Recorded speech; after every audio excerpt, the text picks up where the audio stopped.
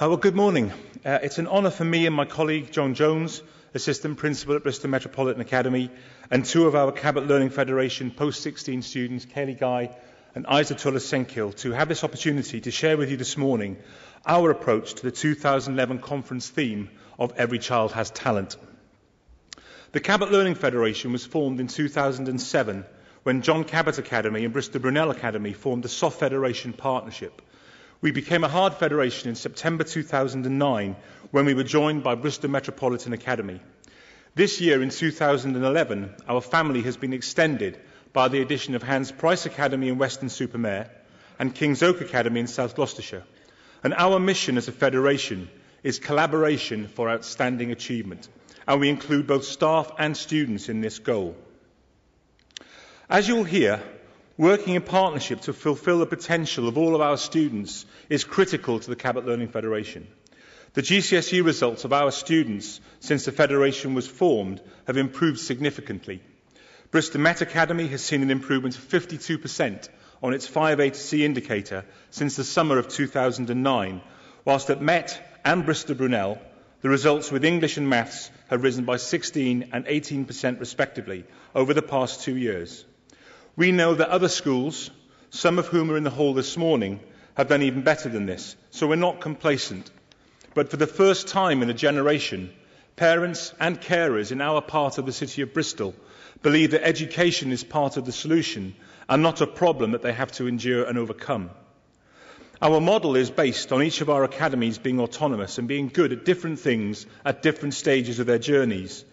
We have a set of common values and common approaches to improving our schools, but fundamentally each principal works with me to develop and deliver a vision for their academy that is right for the students and the communities that they serve, using what I call the sibling approach rather than the identical twin model. We can sustain improvement long into the future, I believe. The vision for our federation, supported directly and proactively by our sponsors, Rolls-Royce and the University of West England, is built upon a belief that education cannot survive and become world-class if schools continue to work on their own and ignore the effective practice surrounding them. Our work as a teaching school, like that of the best teaching hospitals, will support this. Through collaboration, we can accelerate the improvement in student outcomes by sharing the improvement strategies across 5 academies, and we can motivate and develop staff as a result of training together and taking responsibility together for all of the students' results in our community. For those exceptional teachers, leaders and support staff who've already had a massive impact in their own academy, there is the chance to share their expertise with staff and students in other schools in the Federation. Unlocking talent and potential owes more to the culture of an organisation than it does to a strategy, although clearly you need both. We never assume that the collaborative gene is inherent in every member of staff, and that the model of working in a partnership where giving and receiving support is accepted as the norm cannot be taken for granted. However, the more opportunities for this to happen, formally and informally, the more likely it is that the collaboration will grow a life of its own. And for us in Bristol and Weston-super-Mare, the close geographical proximity between our schools makes this so much easier and creates a dynamic and open relationship between schools who less than 5 years ago would have been in direct competition with each other.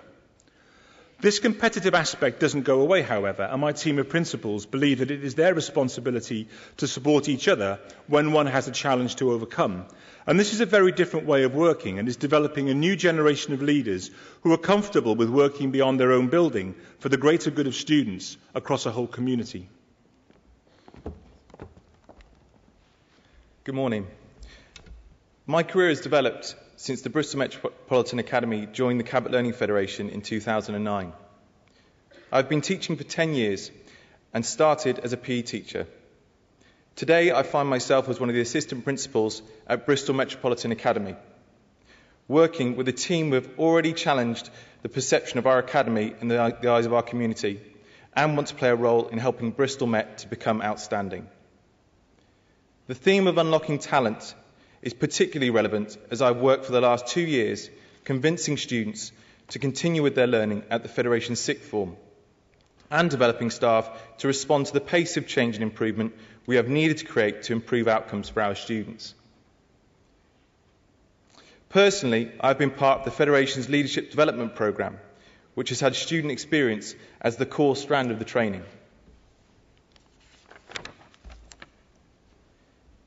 Improving our results has been vital if we are to persuade our community to support us and regard us as their choice for their child's secondary education. When we opened as an academy in September 2009, only 61 students arrived with us on their first day in Year 7. This September, our Year 7 numbers rose to 110, and we have just heard that 202 families have made a preference for their child to join us next year. Part of this rapid improvement in GCSE results we have seen since the summer of 2009 is linked directly to students starting to believe that they are talented and they have the support and encouragement from us as well as their parents to achieve. The three things I would describe that have enabled us to unlock our students' talents are these. 1. Intervention, a relentless pursuit of highly aspirational targets for every student, no matter what their background or prior attainment. Unlocking and nurturing student talent became an exponential process. The more talent students saw being unlocked around them, the more they wanted to be part of this success. 2. A personalised approach. From individual student timetables to the way that students started an exam, we aim to provide the approach that fits every student's needs. And finally, a paradigm shift for all colleagues, creating a climate for change and improvement where colleagues are proactive in their pursuit of outstanding outcomes for every student in their classroom. I started as a Year 7 student at John Cabot Academy in September 2006, and I've always wanted to become a primary school teacher. In Year 11, when I was thinking about where I wanted to study for my post-16 courses, I heard that the Cabot Learning Federation were planning to start a Teachers for Tomorrow programme for post-16 students who were interested in a career in teaching. I applied for the course with over 30 other students and was delighted that I was accepted as one of the 18 to begin the course. The Teachers for Tomorrow programme has been in place since September, and I'm loving it. So far, I've had the chance to work on my presentational skills, understand more about phonics teaching, and visit a reception and Year 1 class to work with children to see the strategy in action. I have also worked with a languages teacher at Bristol Metropolitan Academy to plan and teach a lesson to Year 7 in French. And last Friday, I taught a group of Year 8 students at King's Oak Academy who were researching what it was like to be a child in Tudor times, using resources my group and I had prepared for them. In addition to this, I spend one afternoon a week on a placement in a local Bristol primary school, and I am more certain than ever that this is what I want to do. I think I have a talent in this area, or at least Mr. Carter tells me I have. And if he is right, then this course is going to help me to fulfil my ambition and dream of becoming a teacher.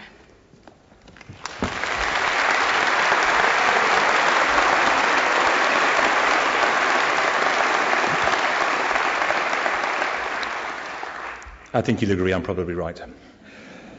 The journey at Bristol Brunel Academy has also been focused upon unlocking the talent and gifts of staff and students. This also extends to the principals. And when Armando Di Finizio, the first principal of Bristol Brunel, moved to our new academy in Weston-super-Mare, Hans Price, the vice principal, Bridget Allen, stepped into his role. My view is that succession planning and talent development should include everybody, including the principals of the academies, and each of my colleagues has a federation goal within their performance management process that supports this collaborative vision. For me, the concept of every child has talent lies at the core of my belief about education, and I'm sure yours as well. The journey we have taken at Bristol Brunel over the past 4 years has been exhilarating, challenging and rewarding. We talk frequently with BBA students in assemblies about their responsibilities of being a good ambassador and a good role model for younger students. The culture and ethos of Bristol Brunel underpins the improvements, and we have worked hard as a team to develop and embed it into the fabric of everything we do. The culture was consciously developed from the opening of the academy, and it supports our belief that every student matters.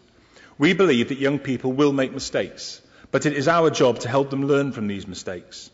So we build our school communities on agreed rights and responsibilities and resolve conflict and difficulties using restorative justice.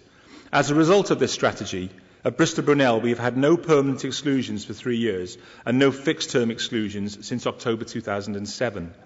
But this doesn't mean that anything goes. We have clear, agreed boundaries and consequences that are well understood by students, staff and their parents. Restorative justice gives all students the opportunity to develop a language to express their feelings and to communicate with others. Many of our students have then wanted to take a lead role in developing our ethos, and we have a wide many of opportunities to allow them to develop leadership within our community. Students run our rights-respecting school movement and are trained in restorative justice. Some become peer mentors, others want to join the student council and to take a lead by being members of the Federation Student Parliament. Students support enrichment activities and provide technical support in expressive arts and take on duties in the library. They join in with interview panels and are members of consultation groups when there are changes in academy policy. Post-16, these opportunities are formalised and students are expected to undertake voluntary work and to have an active leadership role in their community. And students are grasping the opportunities and we can see them growing in confidence. Good morning, everyone. I have a story for you which is about a 14-year-old boy who came to England in 2008. He had no English, the boy had no family, he wasn't interested in education, the boy just wanted to live in peace. For the first few months, he was trying to find a school, so when he finally found a school, he felt happy and excited about starting his education.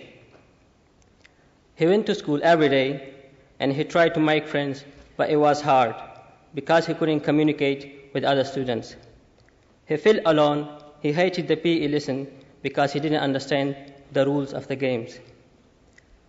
He lived with an Asian family for the first 9 months, during which time he learned Urdu as a second language. Then he moved to an English family to learn more about British culture. He rapidly improved his English and this became his third language. In year 10, his EAL teacher told him that he was a good boy. As he was not fighting, he was working hard in his lessons. He helped new arrivals to England, and for all these things, he got the School Supporter Achievement Award. He was so happy to receive this award. The school became an academy in 2009, and the teachers were encouraging all students to achieve more GCSEs and higher grades. He told himself, "Come on, you can move forward in your life." He started being interested in education. In year 11, teachers believed in him and they put him for GCSE exams and gave him challenging target that he exceeded in his mocks. He worked hard, he stayed after school every day for extra lessons, and also the academy gave him one-to-one tuition in English and maths to be ready for the GCSE exams. The boy achieved above his target grades in every subject. He also won the Cabot Federation Achievement Award in 2010. He is now studying for his A-levels. His dream is to go to university and to be a police officer. This boy is me, Isaac.